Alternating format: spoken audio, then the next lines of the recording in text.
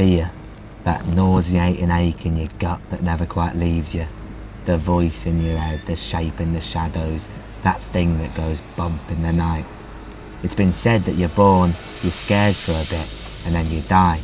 And brother, ain't that the dark and morbid truth?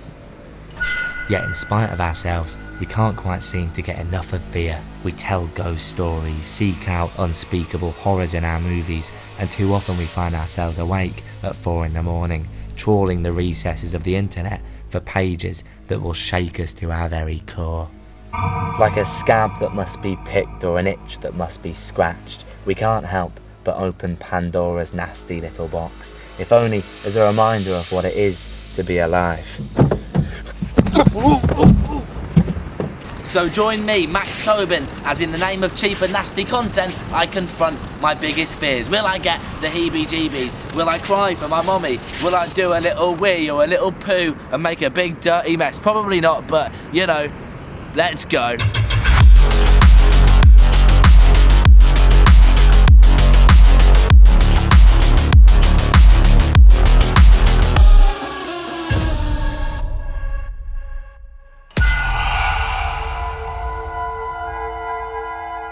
Now as it happens, I'm pretty scared of spiders. If you were to draw up a list of things Max Tobin doesn't with, they'd probably fall somewhere between rabies and humility. But I'm a big boy, and if firming a cluster of creepies on my face is what it takes for this channel to blow up, then you best believe I'm doing it. Hello, nice to meet you. So you brought some friends today? I have brought you some very special friends. And what's the name of this first friend? So the first friend is Fluffy. Is she venomous? She's a little bit venomous. Yeah. So if they were to give you a bite, which obviously it won't, you wouldn't die? Yes, you have a reaction to it. In which case you'd just die. Just die. You'd just die. Ah, God, I actually really don't like the legs. Well, now these beautiful little creatures are going to be crawling all over my person, so don't even think about clicking off, you thirsty little content. Okay. When we're scared, our bodies react in a myriad of ways. And there she is. Our heart rates increase, muscles tense, knees weaken, bowels spasm. Alright, wait, 2 seconds, go, 2 seconds. I can't look at that.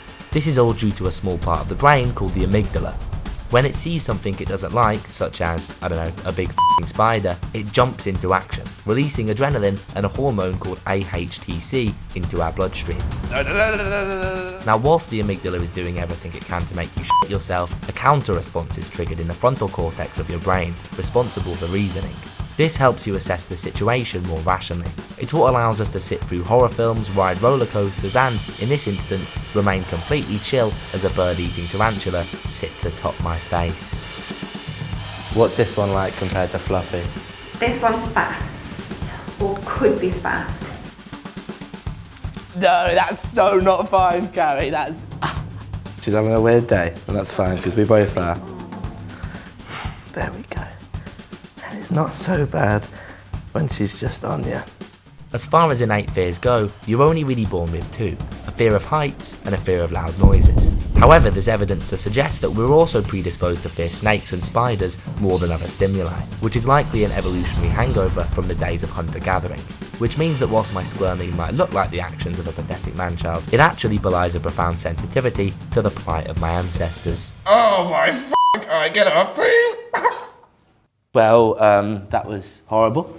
And I'm quite looking forward to seeing what Dill's got in store for me next, because to be honest, I don't think anything can be worse than what I... Not satisfied with the horrors I'd already faced, Dill had arranged another spooky surprise. What's that the thing that we're doing? You go. No. Is it heights, drowning, sharks? Is it twins? I do f***ing hate twins, they're creepy. I can't really think of anything else that's particularly scary, to be honest. Right. Okay, yeah, no, clowns. Is it clowns then? Yeah, I'm actually not frightened of clowns, because I'm not a f***ing 5-year-old still. So, Yeah, it's not just clowns. right, what else is it then?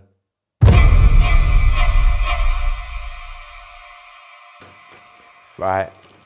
Yeah, it's just because like I know that this is your episode, Dale, but like, I don't particularly want Chuckles to put his finger up my ass. It's not something I'm comfortable with. Now, whilst the clown giving me a medical might seem a little strange, I've been informed by Dill that it is, in fact, an indispensable teaching tool. You see, fear in its purest form is an entirely natural and healthy part of the human experience. It's a response to a real perceived threat, and as such does a great job at keeping us out of trouble. However, in some instances, fear can mutate into its ugly cousin, phobia. Unlike fear, phobias tend to be impenetrable to rationalisation. The higher frontal cortex simply cannot override the fear response, which can be pretty debilitating for the sufferer. Is he trained? Do you know, do you have a medical background? Right, of course, because he's actually a clown. Now, unlike the fear of one's own mortality, represented here by a medical examination, phobias can attach themselves to pretty arbitrary stimuli. Take COULROPHOBIA for example. In theory, clowns are meant to embody fun and laughter, yet a sizable chunk of the population are petrified of them. Scientists have looked into why this might be, with one theory positing that clowns trigger the uncanny valley effect, in which we encounter something that is human-like but not quite the real deal, and it freaks us the f*** out. In any case, these ultimately harmless freaks are now viewed as cultural icons of terror, with a recent survey finding that people are more frightened by clowns than they are climate change or illness.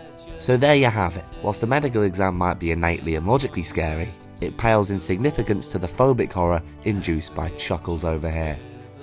If this is allowed on the internet, then that's fine, Del. He's not actually gonna do it. Right, and it's really happening, is it? It's your choice. This is, oh my God, right. If we can't always trust our fears, why do they continue to play such an active role in our day-to-day life? To answer this, Dill decided to take me into a dark and scary wood, where I was to be abandoned and left to fend for myself. What if I need a poo? I have to hold it in. Now, the first thing to understand is that there's no point trying to escape or transcend fear. It's woven into the fabric of what it means to be human. However, if we understand fear as an evolutionary response to danger, then it soon becomes clear why it might misfire every so often. I can't see because there's a light in my face. You gotta find your way back. I'm gonna give you a torch. I'm gonna give you a flare. Okay. But that's it. That's all I'm giving you. Can I keep what's in my pockets? Well, what have you got in your pockets? I've got a 12, whisper. Things have changed quite a bit since the early days of our species, as the social and ecological circumstances of modern society differ radically from the rest of our history. Another dairy milk normal one. You shouldn't really have all these anyway. It's bad for your teeth. I wasn't going to eat them all in one go. Well, okay, you don't need them all, so pick 3. Still in my chocolate. Yeah, but you shouldn't have this many chocolates anyway. It's really bad for you to eat this much. Still. You can have 3. Get out 12, whisper and dairy milk. Okay. Here's your flare. Thank you. And here is your torch. Okay. Alright. Okay, bye. Good luck.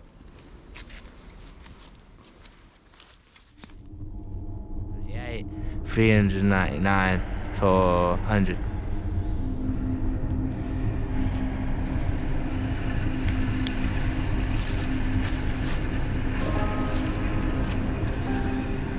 Well, you know, I'm an adult man at the end of the day.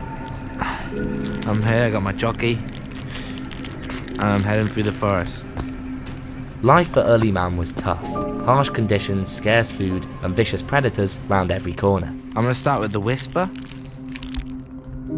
It's one of my favourites.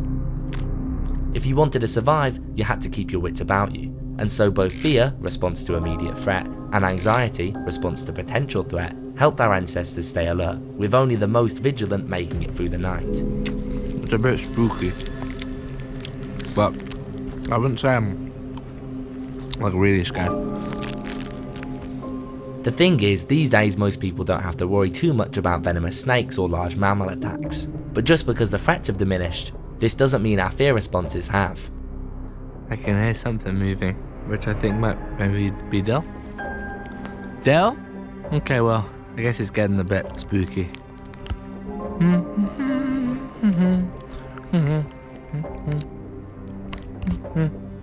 And this is ultimately what fear and anxiety come down to. Trigger responses that, while still useful, were born from environmental pressures that no longer pose that much of a threat. That said, it's hard to rationalise in this way when you're scared and alone in a dark wood. Dill? Oh. Okay, I'm gonna find him. Dill? Yep.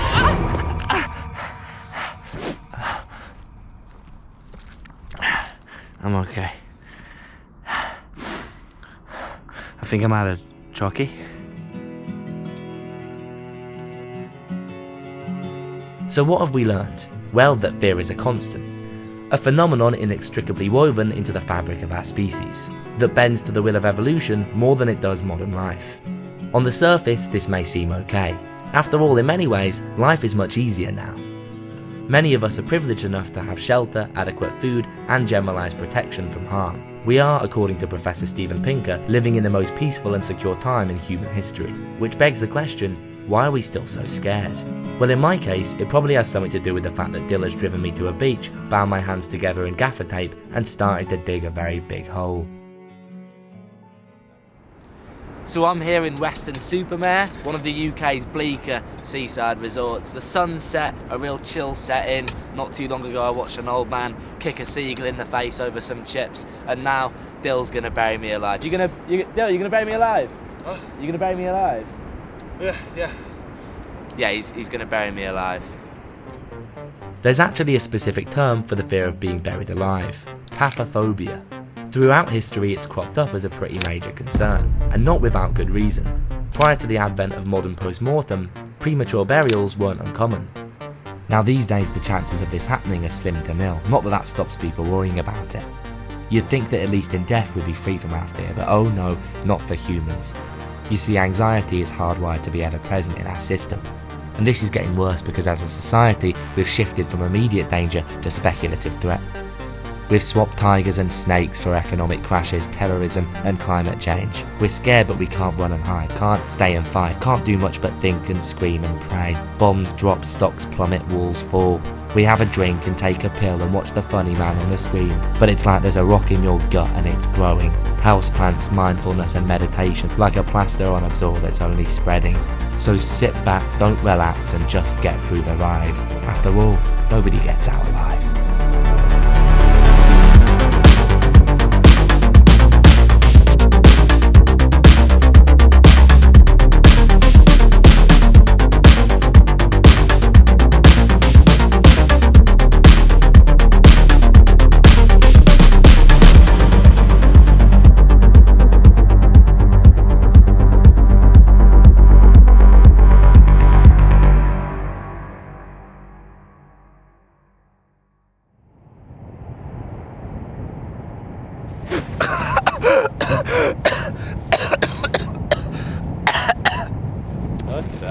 Fucking hell! Man, I couldn't get up! I couldn't get out! You've been there for ages. I know! Fuck me! You alright? No! Huh? Hey Max? You alright? Max?